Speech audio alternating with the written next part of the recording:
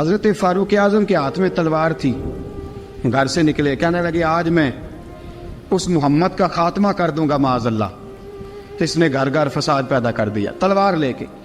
ابو جہل نے نا غصہ دلایا، کہنے لگا مکے میں کوئی سورما نہیں بچا جو مصطفیٰ کو قتل کر دے معاذ اللہ، 100 سن کھوٹ ملیں گے۔ جناب عمر کہتے ہیں تلوار پکڑی، اور یہ سویر کی بات ہے، ابھی رات کو نبی پاک کعبے کا غلاف پکڑ کے کہہ رہے تھے اللہم اعز الاسلام باسلام عمر ابن خطاب، یا اللہ اسلام کو عزت دے دے، عمر کو کلمے کی توفیق دے دے۔ رات حضرت عمر کہتے ہیں دن چڑھا تو تلوار لے کے نا میں باہر نکلا، میں نے کہا آج میں چھوڑوں گا نہیں، ہر گھر میں فساد معاذ اللہ، ہر گھر میں لڑائی۔ فرماتے ہیں رستے میں حضرت ارقم بن زید مل گئے، کہنے لگے کدھر جا رہا ہے؟ میں نے کہا آج میں مصطفیٰ کو قتل کروں گا۔ کہنے لگے جا پہلے اپنے گھر کی خبر لے، تو جدھر جا رہے نا ادھر بعد میں جانا، پہلے اپنے گھر کی پہلے خبر لے۔ کہنے لگا میرے گھر کو کیا ہوا؟ کہنے لگے تیری بہن فاطمہ بنت خطاب اور تیرا بہنوئی سعید بن زید دونوں کلمہ پڑھ چکے، جا پہلے اپنے گھر کی خبر لے۔ حضرت عمر فرماتے میں گیا، بڑا غصہ آیا کہ میرے گھر میں آگ لگ گئی، میں سردار مکے کا اتنا سخت گیر آدمی، میرے گھر میں اسلام آ گئے۔ فرماتے ہیں میں نے جا کے نا اپنی بہن کے گھر کی طرف رخ کیا، دروازے پہ پہنچا تو میں نے سنا اندر سے آواز آ رہی ہے، قرآن پڑھنے کی آواز آ رہی، قرآن پڑھنے کی۔ فرماتے ہیں میں نے دروازے پہ دستک دی، اندر سے آواز آئی کون ہے دروازے پہ؟ میں نے کہا عمر ابن خطاب۔ فرماتے ہیں کہ میرے بہنوئی نے کہا کہ فاطمہ تیرا بھائی بڑا سخت ہے۔ فرماتے ہیں میری بہن نے جلدی سے قرآن کے صفحے لپیٹ کے اوپر رکھ دیے، میرے بھائی جو تھے وہ میرے بہنوئی ایک دروازے کے پیچھے چھپ گئے۔ فرماتے ہیں میری بہن سامنے کھڑی ہے، پیار بھی بڑا تھا، میں نے جاتے ہی کہا کیا کر رہی تھی؟ توجہ ہے آپ کی؟ غلامان محمد جان دینے سے نہیں ڈرتے، یہ سر کٹ جائے یا رہ جائے کچھ پرواہ نہیں کرتے۔ ہمیں لگے کیا کر رہی تھی؟ حضرت فاطمہ خاموش ہے۔ عمر کہتا ہے میں نے ڈانٹ کے، بولتی کیوں نہیں، کیا کر رہی تھی؟ میں نے کہا قرآن پڑھ رہی تھی، قرآن پڑھ رہی تھی۔ کہا تجھے پتا نہیں، تجھے میرا پتا نہیں؟ فرمایا سارا ہی پتا ہے۔ کہا تو جانتی نہیں لات و منات کو برا کہتے ہیں؟ فرمایا وہ بات کی باتیں تھی، وہ جاننے نہ جاننے کی باتیں۔ دوستو توجہ، حضرت عمر ابن خطاب فرماتے ہیں کہ بہن اس جلال، اس روب، اس اعتماد سے بولتی تھی کہ میں نے ایک تھپڑ مارا بہن کے منہ پہ، میری بہن ادھر جا کے گری۔ فرماتے ہیں کپڑے جھاڑ کے کھڑی ہوئی، کہنے لگی عمر ایک تھپڑ نہیں تو 1000 مار، تو 1000 مار، لیکن یہ امید نہ رکھنا کہ میں قرآن چھوڑ جاؤں گی، یہ امید نہ رکھنا میں قرآن چھوڑ جاؤں گی۔ فرماتے ہیں کہ میرے ہاتھ میں تلوار تھی، میں نے دستے کی طرف سے نا، دستے کی سائڈ سے تلوار بہن کو ماری زور زور سے، سر سے خون نکل آیا۔ فرمایا میں اپنے بہنوئی کی بڑی عزت کرتا تھا، میرا بہنوئی پردے سے نکلا بیوی کو بچانے، میں نے زور زور سے 2 تلوار کی پشتیں اس کے سر پہ بھی ماری، خون نکلا، پھر میری بہن آگے ہوئی، پھر مارا۔ ماتے جب خون نکلا نا بہن کا، تو میری بہن نے اپنا خون اپنے ہاتھ پہ لگا کے کہا عمر جس ماں باپ کا خون تیری رگوں میں ہے اس کا میری رگوں میں بھی ہے، اسی کا خون میری رگوں میں بھی ہے۔ فرمایا عمر جس باپ کی پشت سے تو ہے میں بھی اسی باپ کی پشت سے ہوں، جس ماں کی چھاتیوں سے دودھ تو نے پیا ہے میں نے بھی اسی ماں کی چھاتیوں سے دودھ۔ توجہ ہے آپ کی؟ میری بات سمجھ میں آ رہی ہے؟ سنیں بات، رسول اکرم صلی اللہ تعالی علیہ وسلم نے فرمایا، حضرت عمر رضی اللہ تعالیٰ عنہ فرماتے ہیں نبی پاک پہ نازل قرآن سنا تو جب میری بہن نے اس جلال کے ساتھ بات کی نا کہ عمر میں بھی اسی باپ کی بیٹی ہوں، میں بھی اسی ماں کی بیٹی ہوں، میں بھی اسی قبیلے کی ہوں، خبردار تو ترشرو ہو کے گالی 1000 دے، یہ وہ نشہ نہیں جسے ترشی اتار دے۔ فرمایا تو چارہ کر، ٹیل لگا، لیکن تو مجھے اسلام سے ہٹا سکتا؟ حضرت عمر فرماتے ہیں بہن کا جلال دیکھا تو میں ٹھنڈا ہو گیا، بہن کا جلال دیکھا تو میں نے کہا اچھا مجھے دکھاؤ کیا پڑھ رہی تھی، مجھے دکھاؤ ذرا کیا پڑھ رہی تھی۔ فرماتے ہیں میری بہن کہنے لگی تو کافر ہے، انما المشرکون نجس، جا پہلے وضو کر کے آ، جا غسل کر کے آ، جا پہلے نئے کپڑے دھلے ہوئے پہن کے آ، پہلے تیار ہو کے آ۔ حضرت عمر فرماتے ہیں میں تیار ہو کے آیا، میری بہن نے جھولی میں صفحے رکھے، قرآن پڑھے بہن، سنے بھائی، اللہ تقدیر بدل دیتا ہے۔ قرآن پڑھے بہن اور سنے بھائی،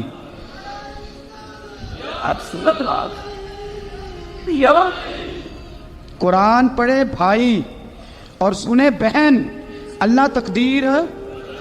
لیکن آج بہن بھائی قرآن تو سنتے سناتے ہی نہیں نا، یہ تو رواج ختم ہو گیا نا۔ وہ قوم جو کل لڑتی تھی ننگی شمشیروں کے ساتھ، وہ آج سینما دیکھنے جاتی ہے اپنی ہمشیروں کے ساتھ۔ معاذ اللہ، نعوذ باللہ، استغفر اللہ۔ ہمارا وہ حال نہیں رہا جو تھا۔ حضرت عمر فرماتے ہیں بہن نے قرآن پڑھا، میں نے قرآن سنا، پتہ نہیں قرآن میں کیا لذت سی، میں رو رو کے بے حال ہو گیا۔ فرماتے ہیں میرے جیسا سخت آدمی، میرے جیسا سخت جو کبھی نہیں رویا تھا، آج قرآن سنا۔ فَإِذَا سَمِعُوا مَا أُنزِلَ إِلَى الرَّسُولِ تَرَىٰ أَعْيُنَهُمْ، جب قرآن، اللہ کا قرآن پڑھا جاتا ہے جو رسول پہ آیا، تو لوگوں کی آنکھوں کو تم دیکھو گے، ان کی آنکھوں میں آنسو ہوتے ہیں۔ فرمایا میں رو رو کے بے حال ہو گیا۔ میری بہن کہنے لگی بھائی کیا پروگرام ہے؟ میں نے کہا مجھے بھی لے چلو، مجھے بھی لے چلو۔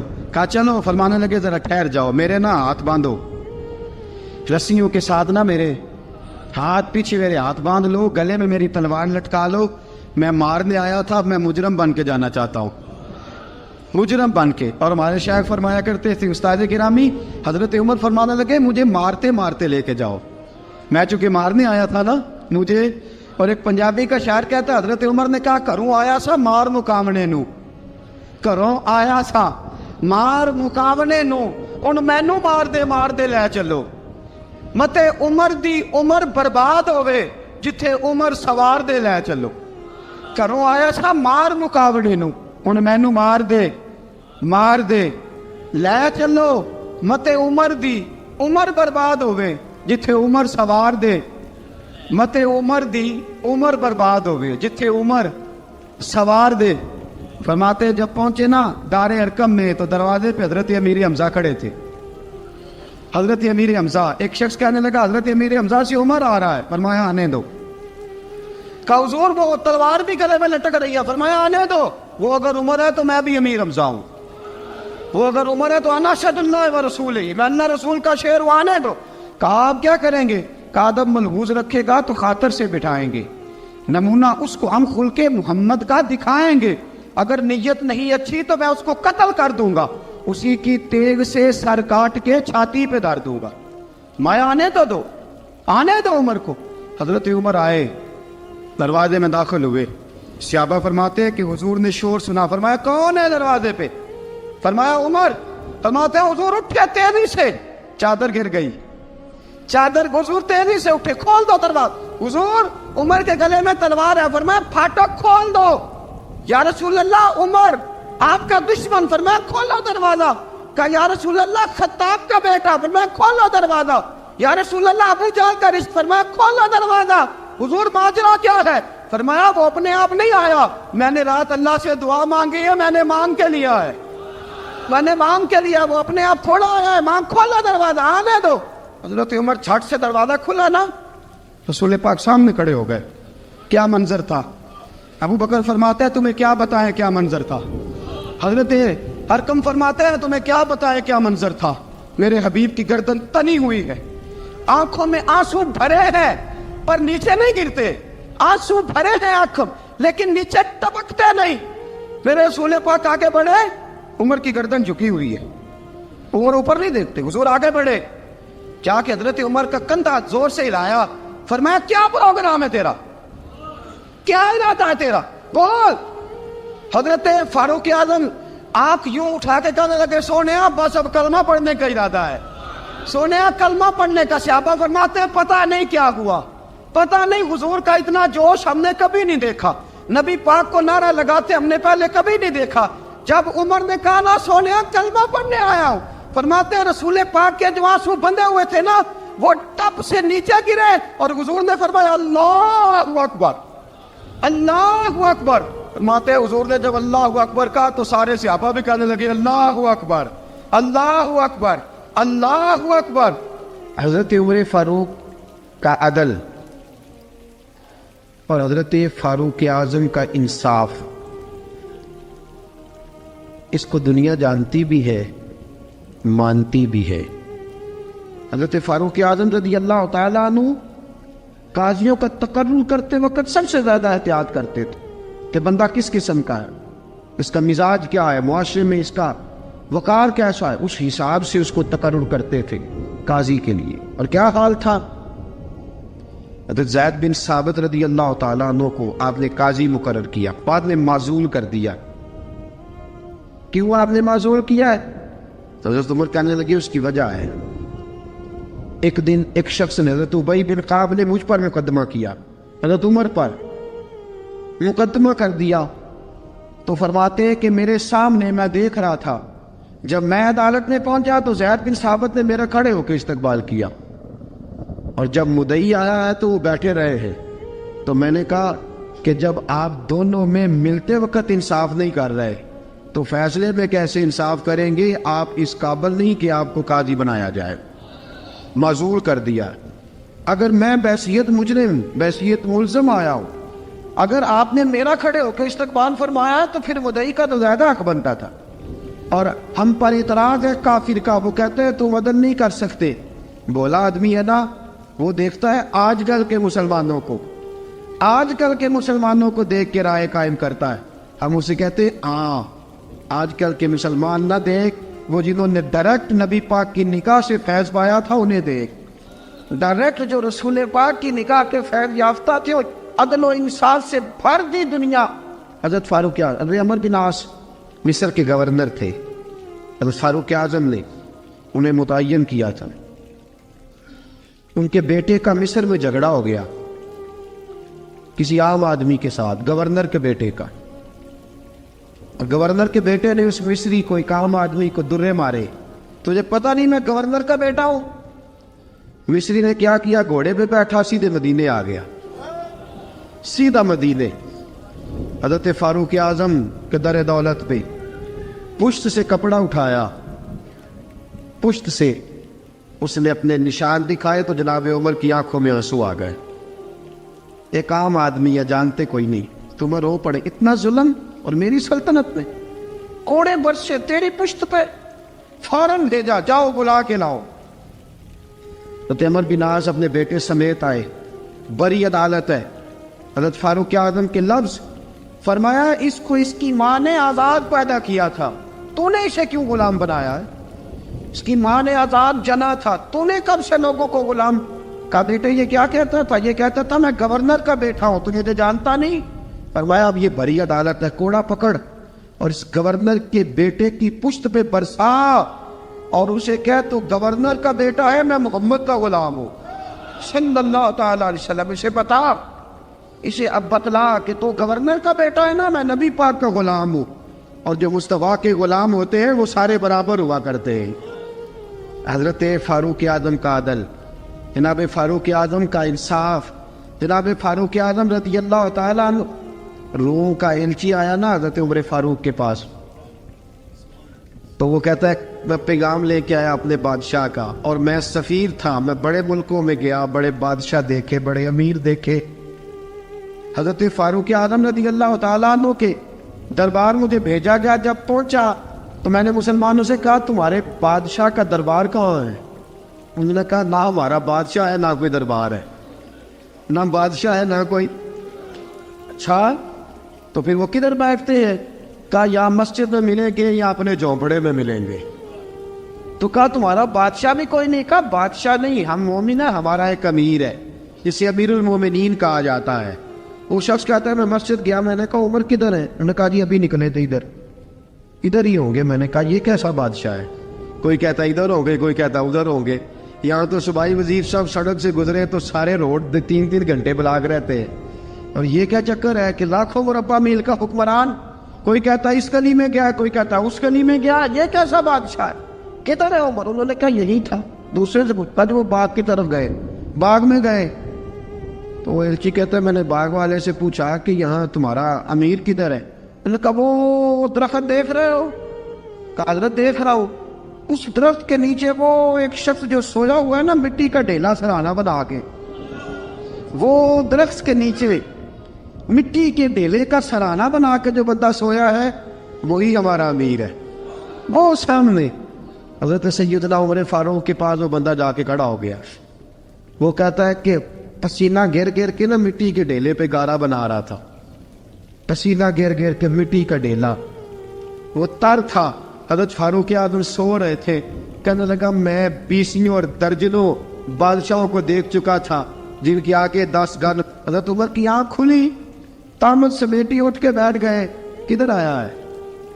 کہنے لگا حضرت جی آیا تو کسی اور کام تھا, آیا تو کسی, لیکن اب کام کوئی اور بن گیا ہے. آپ نے فرمایا اب کیا کام بنا ہے؟ کہنے لگا میرا کام یہ بنا ہے کہ میرا بھی دل کیا میں بھی کلمہ پڑھوں اور نبی پاک کا غلام بن جائے. یہ کام بن گیا. اور ساتھیوں بس مدینے میں وہ دن بڑا عجیب تھا جب سیدنا فاروق اعظم کے بیٹے کا معاملہ آ گیا. آج 60 سال کا بوڑھا عمر, ابو شامہ حضرت عمر کے صاحبزادے, یہودیوں نے سازش کر کے انہیں نبیذ پلا دی. نبیذ جائز تھی, نبیذ کیا کہ شراب پلا دی. پھر مقدمہ قائم ہوا. کہا اب پتہ چلتا ہے عمر کتنا عدل کرتا ہے. سیدنا فاروق اعظم کے پاس گواہ آئے. صاحبزادہ اندر کھانا کھا رہا تھا. فاروق اعظم نے گریبان سے پکڑا, کھینچ کے لائے. فرمایا ابو شامہ چل, تو نے شراب پی ہے, تجھے کوڑے مارے جائیں گے, تیرے لیے 100 یا 80 کوڑوں کی سزا تیاری کر لے. ابو شامہ کہتے ہیں کہ ابا جی انہوں نے نبیذ کہی تھی, شراب پلا دی. فرمایا تو نے پی کیوں؟ تو نے پی کیوں؟ بڑے بزم میں بار شیر مسجد نبوی کا فاروق اعظم. اولاد تو بزدل کر دیتی ہے نا بندے کو, اولاد تو کمزور کر دیتی ہے. آج مدینے نے عجیب ماجرا دیکھا. حضرت فاروق اعظم کی زوجہ روتی ہوئی آئی, کہنے لگی حضرت جی میرا لخت جگر ہے, ایک کوڑے کے بدلے پیدل حج کروں گی, ایک کوڑے کے بدلے صدقہ اور خیرات کروں گی. میرا بیٹا غلطی کر بیٹھا ہے, یہ کام نہ کرے. آپ نے فرمایا تو مجھے کہتی ہے میں یہ کام نہ کروں؟ تیرے حج اور تیرے کوڑے کیا کرتے, تیرے حج اور صدقے کیا کرتے ہیں؟ کوڑے لگانا میرے مصطفیٰ کی شریعت کا قانون ہے. تو بیٹے کی بات کرتی ہے, عمر کا اپنا معاملہ بھی ہوتا تو عمر یہی سلوک کرتا. لوگوں نے کہا حضرت جی آپ تھوڑی دیر, ابھی ان کی والدہ پریشان ہے, گھر میں پریشانی ہے, ذرا ٹھہر جائے, کل پرسوں ترسوں سزا دے لیجیے گا. فرمایا تمہیں یاد نہیں جب مدینے کی ایک بی بی نے چوری کر لی تھی اور میرے مصطفیٰ کی بارگاہ میں کہا گیا تھا حضور ذرا ٹھہر جائے, سزا نہ دے, تو حضور نے فرمایا تھا اگر فاطمہ بھی چوری کرتی تو ہاتھ کاٹ دیتا. تمہیں یاد نہیں نظر مصطفیٰ کے ٹکڑے کھانے والا ہوں, میں کیوں دیر کروں؟ اس نے گناہ کرنے میں دیر کی ہے جو سزا میں دیر کروں, برساؤ کوڑے. حضرت افلا نامی غلام, حضرت جی آپ کا لخت جگر ہے. فرمایا لخت جگر نہ دیکھ, مصطفیٰ کا قانون دیکھ. میرا بیٹا نہ دیکھ, مصطفیٰ کے قانون کا قیام ضروری ہے. اگر علی بیٹے کی قربانی دے سکتا ہے, اگر لوگ فاطمہ کے بیٹے کی قربانی یاد رکھیں گے تو تاریخ کبھی بھی عمر کے بیٹے کی قربانی نہیں بھولے گی. فرمایا غلطی سے ہو گیا یا جیسے بھی, اسے خیال کرنا چاہیے تھا. کوڑے لگاؤ. 80 کوڑے لگے تو بیٹے کی روح پرواز کر گئی. جب جوان بیٹا کسی کا, کوثر نیازی نے کہا تھا باپ کا جنازہ اٹھانا بڑا آسان پر بیٹوں کے جنازے اٹھانے بڑے مشکل ہیں. جب فاروق اعظم کا بیٹے کا انتقال ہوا, بیٹے نے آنکھیں کھولی, باپ کی طرف دیکھا تو سیدنا فاروق اعظم عدل و انصاف 2 آنسو آنکھوں میں آئے. کہ بیٹا حضور سے جا کے کہنا کہ عمر نے بیٹا نہیں دیکھا, کا تیرا قانون دیکھ, جا کے حضور سے میرا پیغام دینا. حضرت ابو شامہ رضی اللہ تعالیٰ عنہ وصال کر گئے. تاریخ کیسے کیسے منظر ازالت الخلفاء شاہ ولی اللہ کی بطور حوالہ پیش کروں. حضرت ابو شامہ کا وصال ہو گیا, 20 کوڑے باقی تھے. لوگوں نے حضرت جی آپ کیا کرنا ہے؟ فرمایا اس کا جنازہ پڑھو, اسے قبر میں دفن کرو, باقی 20 کوڑے اس کی قبر پہ مارو, اس کی قبر پہ 20 کوڑے مارو. کا حضرت جی ایسا بھی ہوتا ہے؟ فرمایا اس لیے ایسا ہوتا ہے کہ یہ میرے مصطفیٰ کا قانون ہے, میری اولاد کا معاملہ ہے تو میں درگزر کروں. فرمایا مارو کوڑے. حضرت سیدنا حذیفہ بن یمان فرماتے فاروق اعظم بیٹے کی قبر پہ کھڑے تھے, داڑھی آنسوؤں سے بھری ہوئی تھی. میں دوڑا ہوا آیا, میں نے کہا عمر نہ رو, آج خواب رات تیرے بیٹے کا جنازہ تھا, جنازہ پڑھ کے سویا ہوں تو خواب میں مجھے رسول پاک کی زیارت نصیب ہوئی ہے. نبی پاک خواب میں تھے تو 2 سبز غلے तेरे बेटे को पहना रखे थे और रसूल पाक की बगल में खड़ा था। हुजूर ने फरमाया उमर को जाके कहना कि तूने बेटा पाक करके भेजा था, अल्लाह ने जन्नत के सारे दरवाजे खोल दिए हैं। अल्लाह ने उमर को मेरा सलाम कहना और उसे कहना उमर तेरा हुदूदुल्लाह कायम करना खुदा को भी पसंद है, मुस्तफ़ा को भी पसंद। साथियों, उमर इंतकाल कर गए। 26 ज़िलहज को जख्म लगा।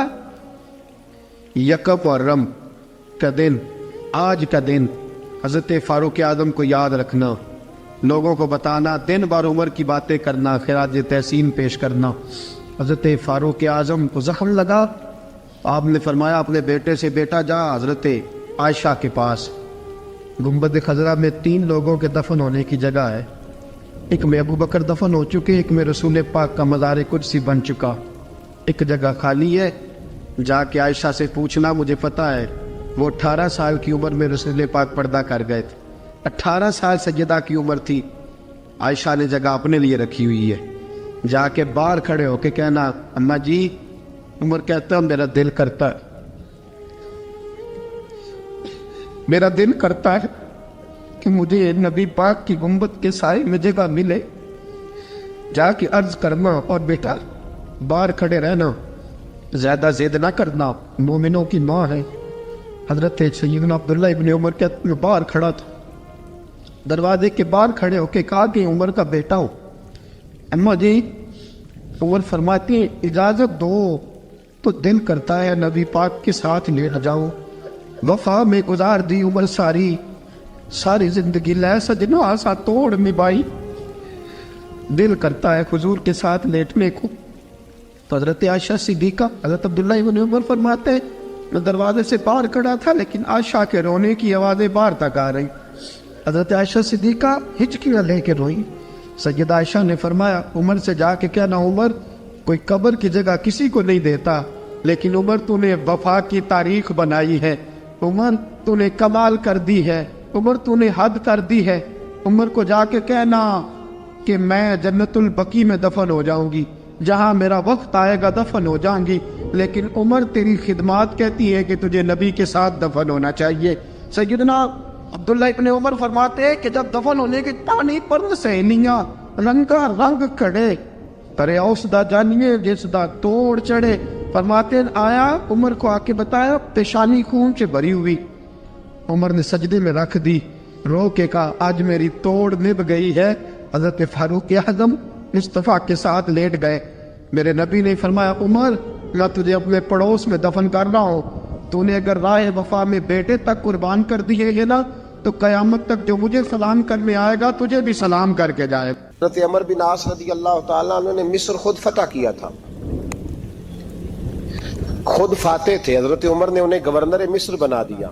उनका बेटा एक आम आदमी के बेटे को कहने लगा चलो अपना अपना घोड़ा दौड़ाते हैं, भला कौन जीतता है। घोड़े दौड़े, आम आदमी का बेटा जीत गया।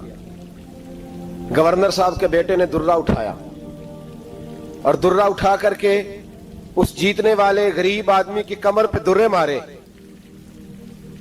उसको जब दुर्रे लगे तो बेटे ने घर आके बाप को अपनी लहू लुहान कमर दिखाई। बाप के दिल में बड़ी कदर होती है औलाद। दर्जे तो लोग मां के बयान करते रहते हैं, लेकिन जितना बाप प्यार करता है उसका भी तकाजा कोई कर नहीं सकता। वालिद ने जब देखा ना लहू लुहान है गर्दन, तो वालिद चीखे, रोए, और फिर पता नहीं अगले 1.5 मिनट में उस बच्चे के वालिद को क्या हुआ, उसने आंसू पूछे और बेटे को कहने लगा मेरे घोड़े के पीछे बैठ। किधर जाना है? फरमाने लगे ये जुल्म का दौर नहीं, ये उमर का दौर है। हाँ ऐसी बात है कोई जो मर्जी कर जाए, बैठ मेरे घोड़े पे। आधी रात के वक्त पहुंचे मदीने और बाहर जाके वो आदमी पुकारने लगे, कहने लगे उमर बाहर आओ, निकलो ख्वाबगाह से। जब गरीबों पे जुल्म हो तो फिर हुक्मरानों को सोने की इजाजत नहीं हुआ करती। बाहर आओ। फारूक आज़म आधी रात को उठ के आए। क्या हुआ? कहा उमर देख, ये बेटा जो मैंने अपने मुंह के निवाले खिला खिला के पाला है, जरा मेरे लाल की पुश्त देख, तेरे दौरे हुकूमत में ये हाल होगा। हजरत फारूक आज़म ने कहा जाओ बुला के लाओ फातिह मिस्र को। हजरत अमर बिन आस बेटे समेत आए। जनाब फारूक आज़म फरमाने लगे मजमे में खड़ा करके, फरमाया क्यों मारा तूने इसको? गर्दन झुक गई। फरमाया तू गवर्नर का बेटा था इसलिए मारा है? उस गरीब आदमी के बच्चे को कहा दुर्रे पकड़ और गवर्नर के बेटे को इसके सामने मार, और इतने मार के इसे समझ आए। जब उसको दुर्रे लग रहे थे तो लोग देख रहे थे। थोड़ी देर गुजरी तो हजरत सैयदना उमर फारूक रदी अल्लाह ताला अन्हु ने फरमाया गवर्नर मिस्र को भी सजा दो, इसके कपड़े उतरवा के इसे टाट का लिबास पहनाओ। लोग कहने लगे हुजूर गवर्नर साहब की क्या गलती, सुनो और याद रखना। हजरत फारूक आजम कहने लगे इस बच्चे के दिल में बात डाली किसने कि तू गवर्नर का बेटा है? किसने बात डाली कि तू चौधरी का बेटा और बाकी कमी होते हैं? किसने सिखाया इसे? वो ताकतें भी हम कुचलेंगे जो सिखाती हैं कि फलाना बड़ा है फलाना छोटा है। फरमाया ना, जब कोई रसूलुल्लाह का कलमा पढ़ लेते हैं वो बराबर हो जाया करते हैं। इसको किसने सिखाया? किसने सिखाया इसको? गवर्नर को भी। और फिर हजरत उमर ने तारीखी जुमला कहा, हजरत अमर बिन आस की तरफ देख के फरमाया जब अल्लाह ने इन लोगों को आजाद पैदा किया तुमने क्यों गुलाम बना लिया? जब रब ने आजाद पैदा किया तुमने क्यों गुलाम बनाया? अजीजों याद रखो, जब इंसाफ का बोलबाला होता है फिर कोई आदमी डरता है, यहां इंसाफ नहीं मिलता। और मैं आप खुद, एक बात याद आ गई, हजरत उमर का जमाना था, तो गस्सान के बादशाह ने कलमा पढ़ लिया। जो लोग गरीब कहलाते हैं ना, वो जरा मेरी बात पे ज्यादा तवज्जो करें, गरीबों को सुनाने लगाओ, गरीब जरा तवज्जो करें। गस्सान के बादशाह ने इस्लाम कबूल कर लिया, और इस्लाम कबूल करते ही वो आए हज करने। हज के बाद फारिग हुए तो एक नफली तवाफ कर रहा था गुस्सान का बादशाह, शाह गुस्सान। आज तो खाना काबा में भी वीआईपी प्रोटोकॉल मिलता है, आज तो मस्जिद नबी में भी वीआईपी प्रोटोकॉल होता है, यहां आके भी, यहां भी। और देखते सही तू खड़ा कहां है? यहां भी पुलिस वालों ने बाजू पकड़े। सोचो तो सही, ये हाल कर दिया तुमने मजहब का। तवाफे काबा हो रहा है और गुस्सान के बादशाह ने जुब्बा पहना हुआ है बारीक और लंबा। वो तवाफे काबा कर रहा था तो एक गरीब आदमी का पैर उसके जुब्बे पे आ गया। जब पैर आया तो उसने पलट के गरीब के मुंह पे थप्पड़ मारा। जब थप्पड़ मारा तो उस गरीब ने सैयदना फारूक आजम की अदालत में मुकदमा कर दिया, कहा बादशाह ने थप्पड़ मारा है। हजरत उमर फारूक रदी अल्लाह ताला अन्हु ने बादशाह को बुलाया, फरमाया तूने उस गरीब को मारा है? कहा जनाब उसने पैर रखा था। तो फरमाया पैर रखा था तो क्या हो गया, तूने क्यों लंबा जुब्बा पहना था? तुझे सिमट के चलना चाहिए था। कहा मेरे लिए हुक्म क्या है? हजरत उमर कहने लगे यहां उसे रात में राजी कर ले, वरना सुबह उसी जगह उसी कोने में खाना काबा के साए में वो गरीब तेरे मुंह पे थप्पड़ मारेगा और तुझे थप्पड़ खाना पड़ेगा। गरीबों सुनो, सुनो। सारी रात वो गुस्सान का बादशाह गरीब की मिन्नत करता रहा, तू राजी हो जा। गरीबों तुमसे शिकवा है, तुम 2-4 लाख पे राजी हो जाते हो। गरीबों तुमसे शिकवा है, तुम इंसाफ होने नहीं देते। गरीबों तुम थोड़ी थोड़ी बात पे मुतमइन हो जाते हो, थोड़ी थोड़ी बात। जितने गरीब तन हैं लिबासों से दूर दूर, उतनी ही चादरें मैं मजारों से छीन लूं, और जितने गरीब घर हैं उजालों से दूर दूर, उतनी ही रोशनी मैं सितारों से छीन लूं। इतनी तो हिम्मतें हो मेरी कम से कम बुलंद कि शाहों के ताज फख्र इशारों से छीन लूं। तुम्हारी ज्यादती है, तुमने जुल्म परवान चढ़ाया है। जब तुम चौधरी के कहने पर, एमएनए के कहने पर राजी हो जाते हो, तुम इंसाफ होने नहीं देते। डटना सीखो, खड़े होना सीखो। जब उसे कहा ना राजी हो जा, तो वो गरीब कहने लगा मैं राजी हो जाऊं और कल तू किसी और को भी थप्पड़ मारे। फरमाया जितनी तेरे पास दौलत है ला के कदमों में रख। हम दौलतों की परवाह इसलिए नहीं करते कि हमने मोहम्मद अरबी का चेहरा देखा हुआ है। अब मेरी निगाहों में जचता नहीं कोई, इसलिए कि जैसे मेरे महबूब है वैसा नहीं। तुम असर लेना छोड़ दो, तुम असर बड़ा लेते हो। हाँ, तुम्हारे ऊपर चीजें असर अंदाज होती हैं, इसलिए इंसाफ नहीं होता। डटना सीखो, खड़े होना सीखो। जो भाई डट जाता है ना, वो बड़े कमाल कर जाया करता है। सारी रात मनाता रहा। हजरत उमर से कहने लगा वो नहीं मानता, तो जनाब उमर कहने लगे फिर तैयारी कर ले, हम बादशाह नहीं देखेंगे, दौलत नहीं देखेंगे, हम रसूलुल्लाह का दीन देखेंगे, हम नबी पाक का निजाम देखेंगे। वो बादशाह रात को दौड़ गया, भाग गया, जाके ईसाई हो गया।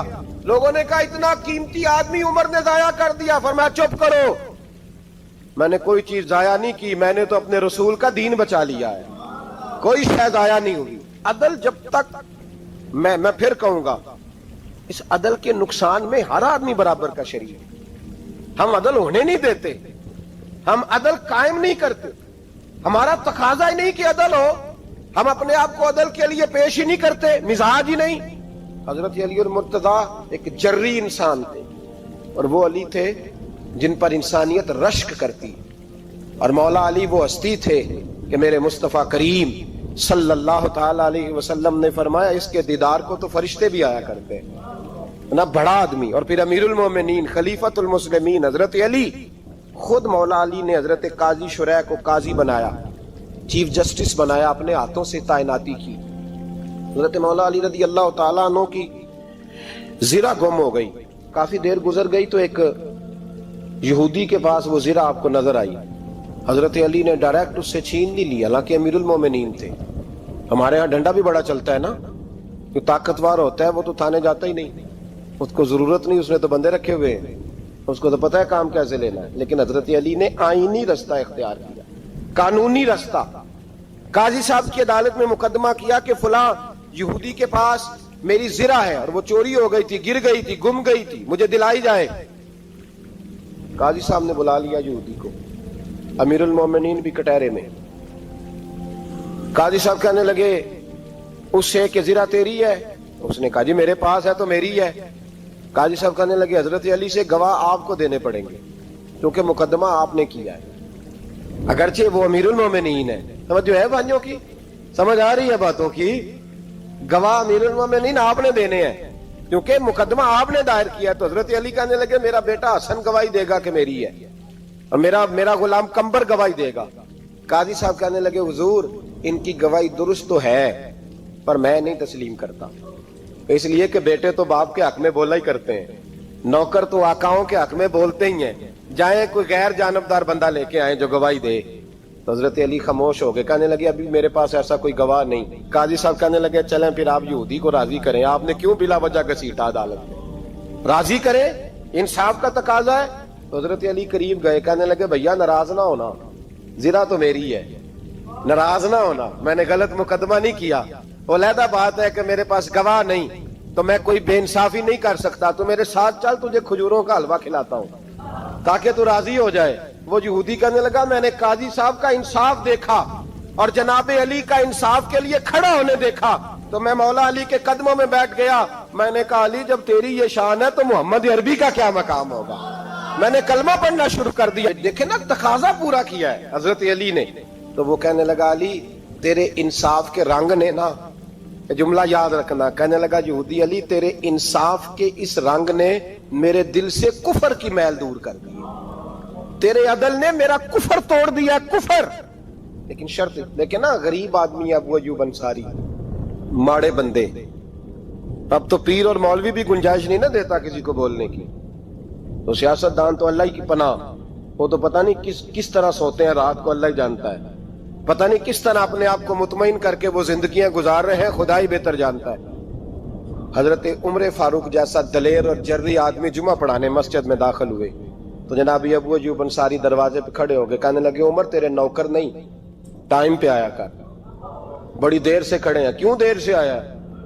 بڑے جلالی تھے نا حضرت عمر, لیکن وہ جلالی اس وقت تھے جب کوئی ظلم کرتا تھا, اور ذات کے لیے جلالی نہیں تھے.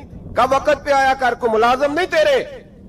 تو سیدنا فاروق اعظم منبر پہ چڑھے اور فرمانے لگے اللہ ابو ایوب انصاری کا بھلا کرے, جب تک اس طرح کے لوگ موجود ہیں کوئی بادشاہ بگڑے گا نہیں, اللہ اس کا بھلا کرے, اس نے میری توجہ صحیح. اور پھر عمر رو پڑے, رو کے فرمانے لگے مسلمانوں معاف کر دو, غلطی کوئی نہیں, میرے پاس کرتا ایک ہی ہے, اور عبداللہ کی ماں نے وہ دھو کے خشک ہونے کو ڈال دیا تھا, غریب ہوں, کرتا دوسرا کوئی نہیں, تو وہ ذرا نا خشک ہونے میں آ کے دیکھ لو ابھی بھی گیلا ہے, مجھے معاف کر دو, میری غلطی نہیں ہے.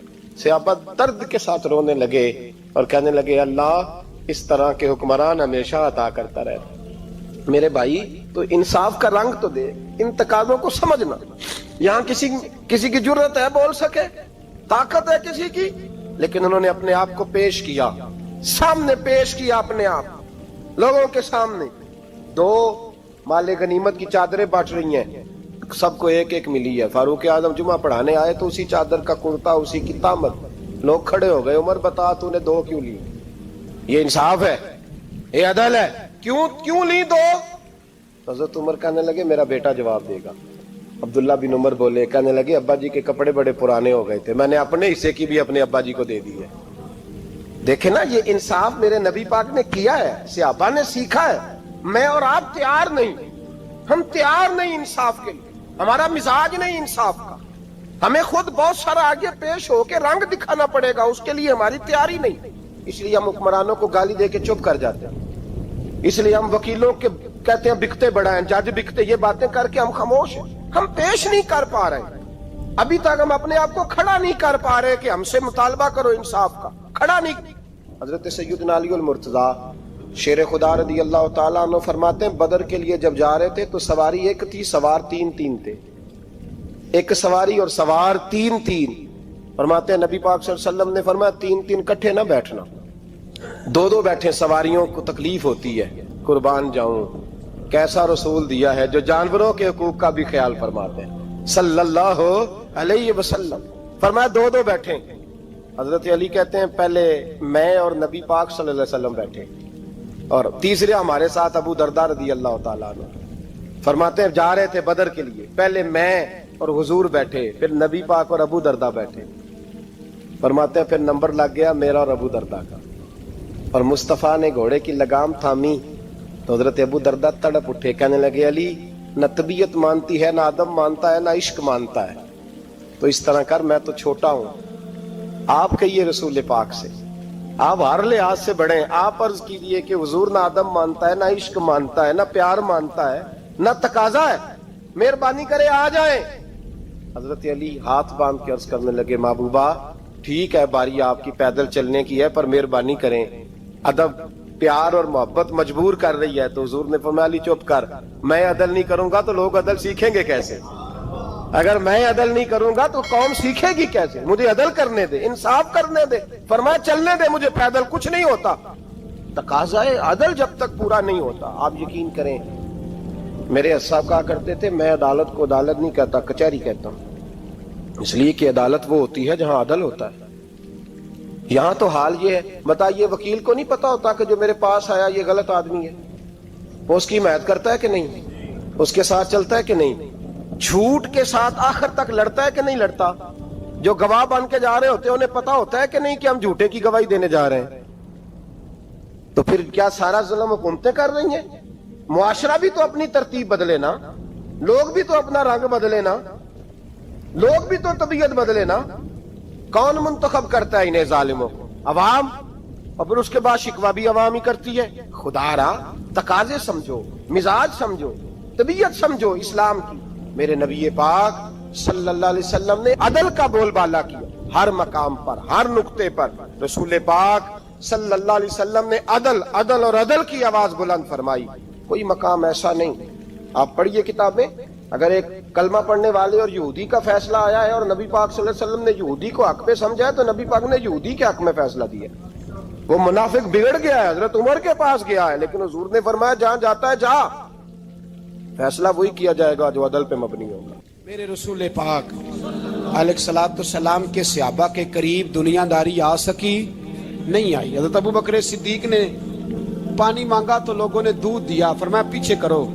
अबू बकर ने नेमतें छोड़ दी है। अब अबू बकर वो वाला काम करता है जो रसूल पाक ने किया है। फरमाया ना दूध शायद पेश ना करो, जो मांगता हूं बस वो दो। हजरत अबू बकर सिद्दीक ने बड़े मालदार थे। हजरत उमर फारूक रदी अल्लाह ताला अन्हु के पास सहाबाए किराम जमा होके आए, कौन सा ऐसा शख्स है जिसकी तनख्वाह में इजाफा हो जाए?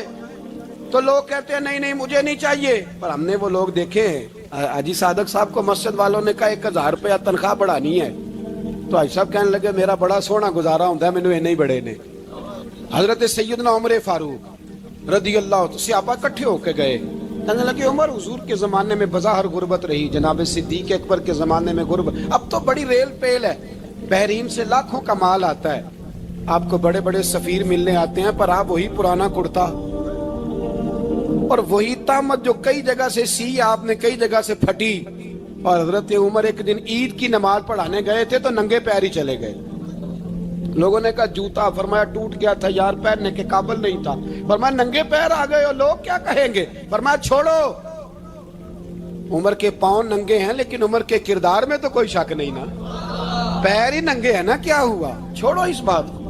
کوئی پیار نہیں دنیا داری سے، دولت سے، کوئی چکر ہی نہیں. حضرت سیدنا عمر فاروق رضی اللہ تعالیٰ عنہ کو صحابہ نے کٹھے ہو کے کہا، یہ ہے امت کے بیدار ہونے کے طریقے جو عرض کر رہا ہوں. کہا جناب آپ اب بڑا مال غنیمت ہے اور جس طرح ہر صحابی کا حصہ ہے آپ کا بھی حصہ ہے، تو ایک نیا کرتا ہی ڈال لیں آپ خرید کے.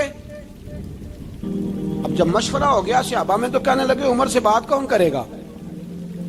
نیا کرتا پہننے کی عمر سے بات کس کو برا لگتا ہے جی؟ نیا کرتا کون بات کرے گا؟ حضرت سیدنا علی المرتضیٰ کا انتخاب ہوا.